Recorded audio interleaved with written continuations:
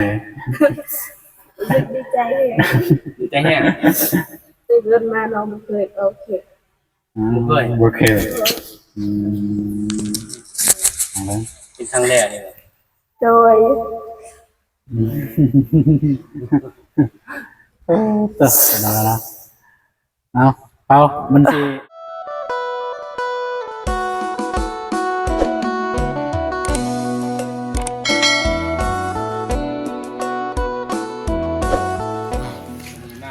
ครับทักทายสบายดีเด้อสบายดีพ่อแม่พี่น้องบุตรสุขูสุคนบ่ว่าอยู่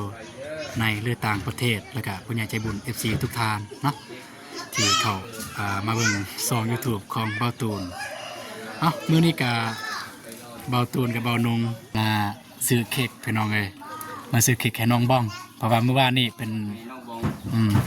เมื่อวานนี้สบายดีเด้อน้องเด้อสบายดีเด้อเด้อมาซื้อเค้กให้น้องบ้องเพราะว่าเมื่อวานนี้เป็นวันเกิดน้องแล้วมาหูน้ำลังไฟเลยก็เลยย้อนลังให้ได้รักทามอยู่เมื่อวานนี้ว่าเคยกินเค้กบ่บ่เคยกินจัดให้เลยไปเทียนแล้วบ่โอ้สิถ่ายตัวนี้ฮะเทคโนลังนั่นอะไรเขาจะที่หนึ่งแมนย้อนหลังใส่วันที่1แมนแหละเนาะวันนี้วันที่1ใส่30ก็เขียนวันที่1เจ้าเค็มที่1แล้วป่ะหันเอาเลยมันจึงบ่เปื้อนพี่น้องเอ้ยที่หนึ่งก็ได้ย้อนหลังนี่วันนี้มันเอามือนี่เลยอะไร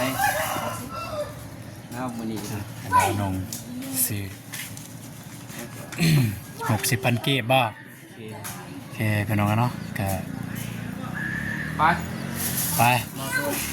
ปใส่รถกระตาไอเลยก็ได้ยังจิ้วเลยกระตาน้องบ่กระตาน้องก็ได้โอ้ยเกือบโอ้ยวิทซะโอเคไปพี่น้องเนาะมันจะไปเจอกันอยู่เฮือนน้องบองเลยบ่รู้ว่าน้องเฮ็ดหยังอยู่ ตอนนี้วัดเข้าไปจักหน่อยสะพายแล้วน้องสิดีใจหรือสิตกใจหรืออะไรกันติดตามเบิ่งนํกันเลยไปเฮือนน้องบองเลยโอเคพี่น้องนะมาไหนบ้างสิเบิ่งเค้กน้องบองพี่น้องเลยมันแตกเบิดกับประจักย่างมาถ่ายน้องบองบ่เห็นแล้วไป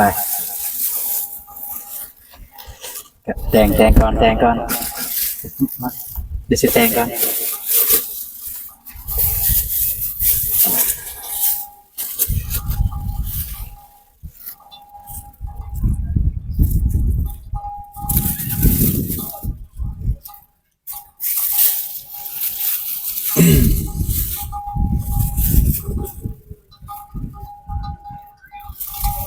ใช้เวลาเดินทางประมาณ20 ปลายนาทีแต่บ้านน้องซาลีมาหาบ้านน้องบองแต่น้องเลยเนาะแต่บ่าวน้องเพิ่นขึ้นไปก่อนแล้วเดี๋ยวสิขึ้นไปสะพายเลยน้องบองนี่เถิดบ่ว่าเราเคยกินเค้กหรือบ่เคยแล้วเนาะน่าจะเคยอยู่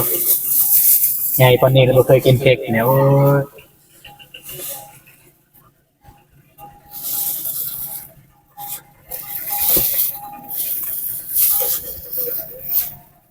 ไปนำมา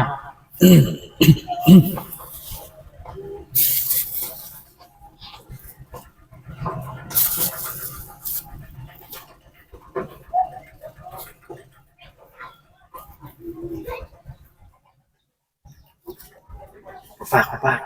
มาเลยเลย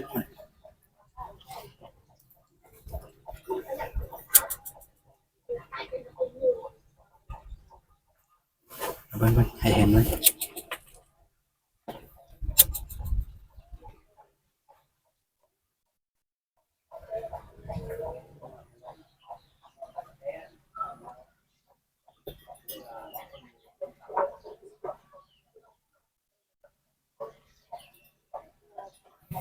มันย่อยซะนี่แล้วเนี่ย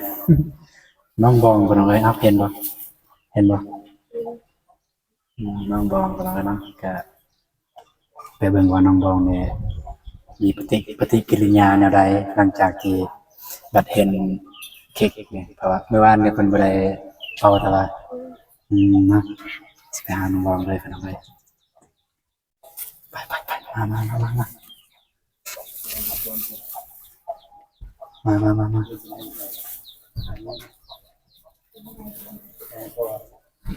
Happy birthday to you Happy birthday to you ก็ต้องยาได้ตรงนั้น Happy birthday to you Day to Happy birthday to you to you จะทานเด้อจะได้ โอ้ ว่าให้ บ่ให้อ่านโอ้ให้ดีแล้วนะ จนให้ดีว่ะ เปิดเป็ดบริเวณนะไอ้น้อง มันเปิดบ่ได้เลยเพราะว่าแบตมืดเลยนึงเลยจนให้เลย ดีใจเลย ดีใจแห้ง ตื่นเงินมาน้องมันเคยโอเค โอเค เป็นครั้งแรกเลย โดย ต่อแล้วเอาเปามันสิเทียนมันสิเด้อธิษฐานเด้อ ให้ได้ยังจะได้ ได้ยังอธิษฐานเลิศ ขออธิษฐานให้เหนื่อยเศร้ากับขออธิษฐานเนาะ บ่ให้ได้สิให้นำได้นี่เด้อ ความดีใจทุกที เฮ้ย ขอบใจหลายๆเด้อไอ้ตุ้มบ่าวอนง เลยเอาไปอยู่พุ่นบ่ให้น้องเพิ่นกินอยู่พุ่นเลย แม่มันมืด มานี่น้องมาหาในเด้อจับให้เลยเด้อหาคนแถวนี้มาจับกองให้พี่น้องเลยมาน้องบอมมานี่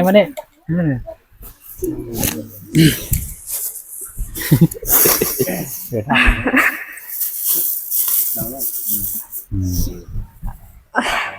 แจ้งว่าดีใจแห้ง ดีใจ ทำแต่เคยบ่ บ่ จนให้เคยได้กินได้เพื่อแล้วพวกนี้ไปเคยเห็นให้กินอันนี้ โดย มีความสุข เบิ้งสิไตก่อนแล้วก็สิถ่ายรูปให้มันคือให้มันมีไฟ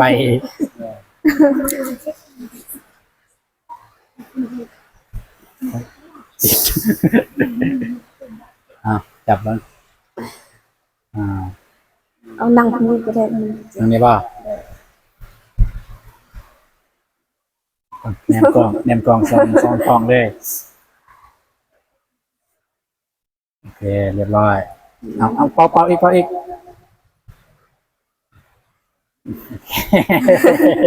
ใจหลายๆเด้อ เลยเอากินวันนี้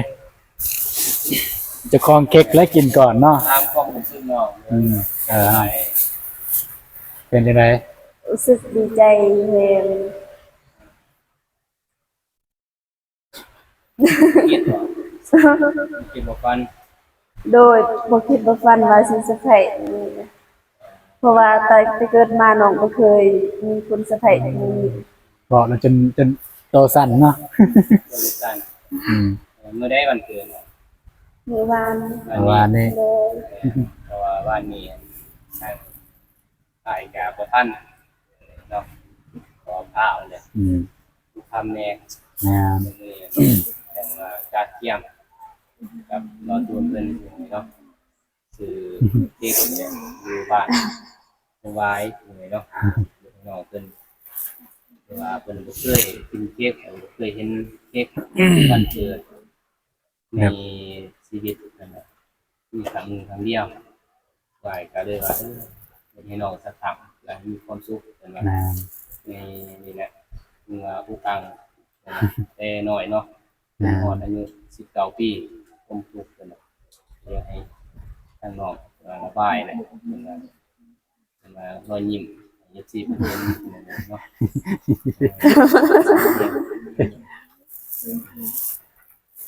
อยู่เด้อ โดยใจไปได้ วันไหนมันก็สิเข้ามาเนี่ยเพราะว่าวันเกิดก็คือว่าดีเนาะ ของมื้อนี้ก็เช้าเด้มีนามื้อคือจังมีหยังอีกหน่อยเนาะตามมาเรื่อยๆเด้อข โด อให้ ย วันเกิดจะขอให้น้องอยู่ดีมีแรงปรารถนาสิ่งใดก็ขอให้ได้สิ่งนั้นว่าจะคิดเป็นว่าทางเอื้อยแล้วก็ครอบครัวเนี่ยพ่อแม่ขอให้สวงให้เศร้าจากภัยอันตรายเกิดมาจากโรคภัยไข้เจ็บขอให้น้องดีมีแรงขอให้ความฝันของน้องไปได้เพื่อนขอให้ได้พัฒนาเด้อ โดยสาธุ มียังอันเนี้ยมีแล้ว เข้าใจแล้วสำนีก็ขอบใจหลาย เพื่อมีความสุขเลย ๆโดยสุขมีความสุขหลาย คือว่าทีมงานเฮานี่ทีมงานสายบุญ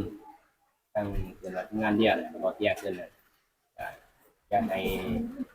คนทุกข์คนยากมีความสุขเนาะมีรอยยิ้มเฮาก็มีความสุข แม่น ถึงว่าสิเจ็บก็อย่าแต่ว่าเฮาเห็นความมีความสุขเฮาก็มีความสุขนำเนาะเรากินเบิ่งกินได้อยู่บ่แน่ๆล่ะบ่วัด แค่นี้เลย เรากินเบิ่งเคยกินจักเทื่อเค้ก เทื่อหนึง อยู่ไส วันเกิดหลานสาว โอ้วันเกิดร้านสาว โดย แต่ว่าบ่เคยได้จักเทื่อ โดย แต่ว่า ได้ วัน เค้ก เกิดน้องบ่เคยมี เคย โด มี ย แล้วลองตาดบ่เป็นบ่ ปาดไว้ เป็นอยู่บ่เป็น ใส่มีดบ่มีมีด กินคำหนึงก็ได้น้องตักกินเลยพออ้ายเดินทางกลับแล้วครับ กินน้องผมมีความสุขก็ดีใจเนาะแซ่บ แซ่บ น้องบองเป็นเนาะคือบ่ซื้อ ถึก เรื่องเนาะ แต่ว่านี่วันที่1เด้ เพราะว่า วันที่ เอาย้อนหลังเด้ แม่นย้อนหลัง วันที่30 1แม่นกันใส่วันที่1เลย แม่นบ่ โดย วันที่1เดือน6เอ้ยวันที่30เดือน6นะ แม่น น้องบาง คนเดียวกับลูกสาว สะอายบ่ ลูกสาวอ้ายก่อนที่2เดือน6 อ๋อ เดือนเดียว แต่ว่าวันที่ต่าง กินกัน กินรอดเราจะแบ่งให้ป้าให้ได้บวนกินได้บ่ คือสิกินบ่ได้แล้วเนาะ แม่น้ำแน่เด้อแบ่งกินให้น้องๆเพิ่น โดย อาจจะเดินทางกลับไปหน่อยเด้อเห็นบ่ โดย เพิ่นหายเลยเนาะ มานั่งอยู่นี่นี่คักสุดเลยเมื่อกี้เนาะ แม่ เห็นแจ้ง แจ้ง แต่มานั่งอยู่พุ่น แจ้งให้เว้าอยู่แต่ว่าหน่อยน้องบงก็สิเห็นนะเอาเพิ่นแนมเลยเด้เพิ่นเห็นเราเห็นบ่ยางลงเป็นบ่ตูนแต่เพิ่นนำเด้ นั่งด้วยกันบ่ นำแล้วก็คือว่าอาจสิมาเลยกลับไปเด้อ โดย ดีมีแฮงเด้อ โดยใจหลายๆเด้อนะบ่าวอนงที่ซื้อเค้กมาให้น้อง น้องขอให้นาบ่าวอนงและ FC ทุกท่านและพ่อแม่ผู้ใหญ่ใจบุญขอให้ดูดีมีแรงความเจ็บอย่าสุได้ความไข้อย่าสุมีปรารถนาสิ่งใดก็ขอให้ได้สิ่งนั้นสมการปรารถนาแต่ว่าเฮ็ดธุรกิจหยังก็ขอให้ลาภดีเด้อขอให้ดูดีมีแรงบ่เจ็บบ่จนก็ให้ร่ำรวยตลอดปีตลอดชาติสาธุปีมันเด้อ เลยกลับไปหาเจ้าได้เอกสารบัตรซองอย่างนี้เนาะนะครับก็มีความสุขแล้วที่ทักก่อนได้ไหมเนาะ โดย มีแต่ไว้กินตามสำกินได้ได้กินหลายได้เพราะว่ากำลังเศร้าเป็นว่าเป็นได้เลยเนาะแต่ว่านุ่งเสียงเป็นใหม่เนี่ยมือนึงก็สิปากได้จังบ่อย่างนี้เนาะกลับก่อนเด้อ โดย เอากับเอาตูทุนต่อเนาะ เด้อ โอเคกลับก่อนเด้อ ไม่ได้ไม่ ไม่อยู่ไม่โอเค สิแยกทางอีดีเลยเด้ โดย น้องก็ยังสิแบบสินั่งเล่นอยู่นี่แหละ โอเคพวกมึงเผาเนี่ย เด้อ น้ำเพิ่นเลยเด้อ ชับก่อนเด้อพี่น้องเอ้ยเห็นอยู่บ่ เห็นบ่ เห็นอยู่บ่ อืม ชับก่อนเด้อ โดยเดินทางปลอดภัยเด้อ เนาะไป จับก่อ โอเคน บ่ได้ไปส่งเด้ โอเคผมยัง ได้เห็นแล้วนะโอเคมานี่ได้แล้วอ่ะทางน้องเพิ่นจับกรอบเมื่อกี้นี่นั่นนี่พี่น้องเนาะเอ้าหมู่แต่ว่านี่เข้ามาในเลยนี่มานั่งกินกับน้องบองเลยมีความสุขเลยปวดม่วง มากินเป็นหมู่ เอาเลยบ่เป็นหยังอ่าสบายดีเด้อ สบายดีเด้อไอ้ตูน เด้อ ส สบา บาย ย ดีน้อง ดี บองเด้อ พ่อแม่ผู้ใหญ่ใจบุญทุกท่านแล้วก็สบายดี FC ฟังไทยฟังลาวอยู่บ้านต่างประเทศหรืออยู่ในบ้านเฮาก็ขอสวัสดีสบายดีมื้อทุกคน เด้อ ก็ให้อยู่ดีมีแฮงเด้อวันนี้ว่า แล้วก็ให้น้องแนะนำชื่อน้องชื่อว่าจังไดบ่ต้องอายอายบ่ให้กินนี่เด้น้องหมู่น้องชื่อว่าจังได น้องโคตร ชื่อโคตรเนาะ โดย จมอยู่เมื่อกี้ไล่เด็กน้อยเมื่อกี้พี่น้องเอ้ยเอาดำเนินกินเลย นี่ก็จมมาอยากกินเมื่อกี้นี่ขอบใจเด้อที่จับกล่องเด้อกิน ตัดเป็นอยู่บ่ บ่ ตัดครึ่งกันนะเขาตัดได้กินเนี่ยตัด โคตร เขา มัน ตัด คือดอกเออะไรจิเกะตั้งแต่ก็เป็นโคตรเลยตาดงมาจิเกะมันtin là chị chin đúng không hay vậy ta tin ว่าภาษาลาวเด้อจนเอ็มซีท่ามีกว่าภาษาอีหยังหั่น làng con จะได้เว้าความจริงนี่เคยได้บ่ bò รู้สึกอะไรเมื่อกี้เนี่ยมันไอขึ้นมา sức đi chạy ดีใจไม่ได้ตกใจว่า tục chạy phong và đi chạy cho hay một khi bộ phận và sẽ để bầu kiệtในศาสตร์นี่ โอ้ยนะ ไอ้ตูนเป็นคนเล็กเป็นลำบาก จังใดก็ขอให้น้องกันนะจงมีความสุขเด้ออ้ายก็ให้คำอวยพรบ่เก่งดอกอวยพรมันก็เบิดสำนันแหละ ตัดเลย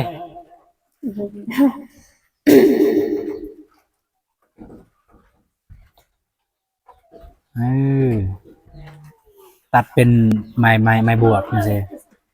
เลขบวกเป็นไม้บวก มือวานนี่พวกร้านนี่ก็จมว่าจะกินเผ็ดแล้ว แต่ว่าน้องลงซื้อบ่ทัน ล้านใดล้านบ่นี่ โดยร้าน คิดว่าหมู่เนาะล้านเนาะ ครึ่งหนึงหมู่ครึ่งหนึงร้าน อ๋อแบบว่าลิ้นน้ำล้านเลย โดย บ่มีหมู่ลิ้นกับลิ้นน้ำล้านเลย โดย เอ้ากินแล้วก็จงไว้ให้ไผก็ได้กิน เ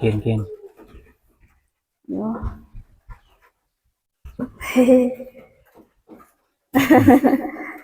เอ้า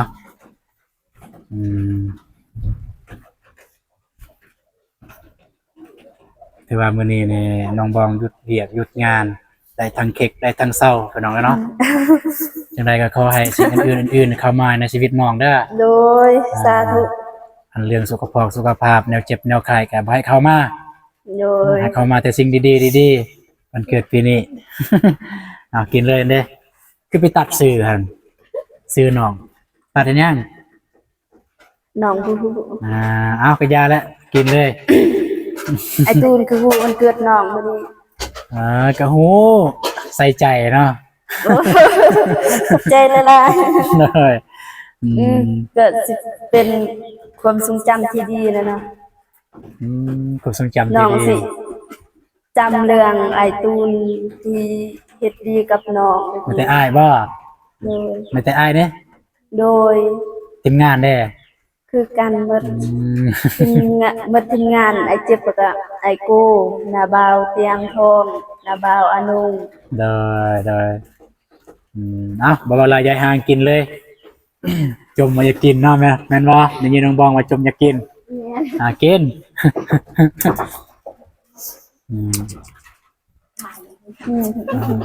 พวกไอ้ไม่ได้มารบกวนน้องตี บ่ นึ่งข้าวนึ่งน้ำแล้วบ่ กำลังนึ่ง กำลังนึ่งบ่ โดย อ่า กิน ว่าไอ้น้องเพิ่นได้ทายบ่น้องนึ่งข้าว ได้ เด้อเอากินเลยน้องนั่นนี่ก็น้องนี่ก็น้องแต่ว่าพวกเจ้าเป็นหลานเป็นน้าสาวเป็นหลานเป็นน้าสาวเนาะแต่ว่าทางเบาตัวจะต้องได้เอิ้นน้องเพราะว่าเขาเจ้าเป็นรุ่นน้องเด้ ขึ้นมากินเค้กนี่ขึ้นมาน้องบองกับเอิ้นหมู่มากินน้ำเนาะ ได้กินบ่ หมู่น้องมันอยู่ไสแน่ เอิ้น อ่า ร้านอยู่ ล้านว่า นางมิ้ว กิน ที่เลยนางพูด กินเอาไว้เนาะ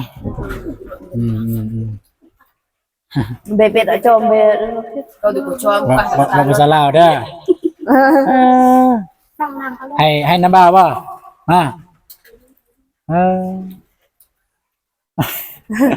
นางมิ้ว เอา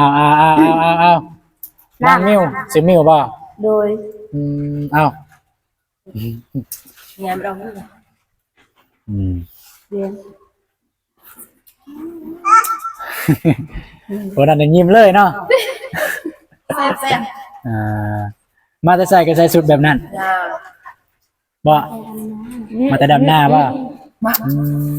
บอลเดียวบ่ไปกับน้องบองเนี่ย ต่างบอกโอ้กระบอลเดียวเนี่ยจะได้ไปถ่ายเลยนะจะไปอัปเดตน้องบองเนี่ยก็จะได้ไปถ่ายเจ้าเลย อันนี้ก็ล้านบ่น้องบองล้าน อันนั้นก็ล้าน อันนี้เล่นแม่นบ่ ลา เล่น นี่ชื่อเอื้อย อ๋อนี่คือเอื้อย โดย ขอบใจอ้าวไอ้ก็จะได้กลับก็เด้อเห็นบ่น้องบอง โดย จะได้เดินทางเมื่อแล้วแต่ว่า มีโอกาส มีข่าวดีก็จะได้เข้ามาอีกจะได้ให้พวกน้องกินเลยเค้กแน่ ไอ้ละยันมันเปื่อยเพราะว่าขี่รถมาแต่หันกะกระแทกนั่นกระแทกนี่อย่างเงี้ย ไปซื้อตอนใด ฮะ ซื้อตอนใด น้องบ่ฮู้เลยเนาะว่าไอ้ซื้อตอนใดเนาะ บ่ ว่าไอ้มาแต่พุ่นแล้วก็มาหาน้องแล้วก็ออกแต่นี่แล้วก็ไปบ้านทงไว้ออกแต่บ้านทงไว้แล้วจึงซื้อแล้วก็มานี่ซื้อที่บ้านทงไว้ที่บ้านน้องสาลีก็มีขายเยอะอยู่ครับมีร้านค้า โดย ไปหน่อยเนาะฝนตกสำนีบ่อยากย่อยในทางนี้ได้ย่อยตอนนั้นอดเอาเด้ออธิษฐานแม่อธิษฐานโม่เมื่อกี้นี่ ปฏิทาน อธิษฐานว่าจังได ขอให้สิ่งดีๆเข้ามาในชีวิต สิ่งที่บ่ดีก็ขอให้ออกจากชีวิตในมื้อนี้ปีนี้เดือนนี้ สิ่งที่บ่ดีนี่แม่นหยังสิ่งที่บ่ดี เจ็บป่วยทุกอย่าง สิ่งที่ดีเด้ สิ่งที่ดีก็คือความสุขนั่นแหละบ่เจ็บบ่ป่วย ขออย่าบอกขอจะได้เฮือนนะบ่ขอให้ได้เฮือนบ่ น้องขอพรอยู่แต่บ่รู้ว่าสิเป็นจริงหรือบ่ เด้ออ้ายก็จะได้เดินทางกลับแล้วบ้านเนี่ยพี่น้องเอ้ยเนาะฝากขอบใจทางผู้ใหญ่เพิ่นแน่และ FC ทุกท่านเด้อ น้องขอขอบอกขอบใจทางผู้ใหญ่ใจบุญทุกท่านและ FC ฟังไทยฟังลาวเบิดสุขคนแหละไอ้ตูนนำ เลย ที่ให้กำลังใจน้องมาตลอดและช่วยเหลือน้องมาตลอดเอ็นดูเมตตาน้องขอให้ทุกคนอยู่ดีมีแรงความเจ็บอย่าสุดใดความไข้อย่าสุมีปรารถนาสิ่งใดก็ขอให้ได้สิ่งนั้นสมกันปรารถนาหรือว่าเฮ็ดธุรกิจหยังก็ขอให้รักให้ลื่นให้รวยให้เฮงปังๆตลอดปีตลอดชาตินอนให้ได้เงินหมื่นตื่นให้ได้เงินแสนเด้อสาธุ เลยเนาะเมื่อกี้นี่น้องน้อยนี่พี่น้องเอ้ยเสียงล้านเนาะลูกเอื้อยเนี่ยเนาะพี่น้องเนาะจะได้กลับแล้วมาไม่อ้ายน้องก็จะได้เฮ็ดเวียกต่อ1ข้าว1น้ำเฮ็ดโดยเฮ็ดอยากเฮ็ดกินให้พ่อให้แม่เด้อจะได้กลับแล้วแต่ว่ามื้อยันฝนตกมันสิค่ำแล้วพี่น้องเอ้ยให้บ่าวนงเพิ่นออกเมื่อก่อนแล้วพี่น้องเนาะ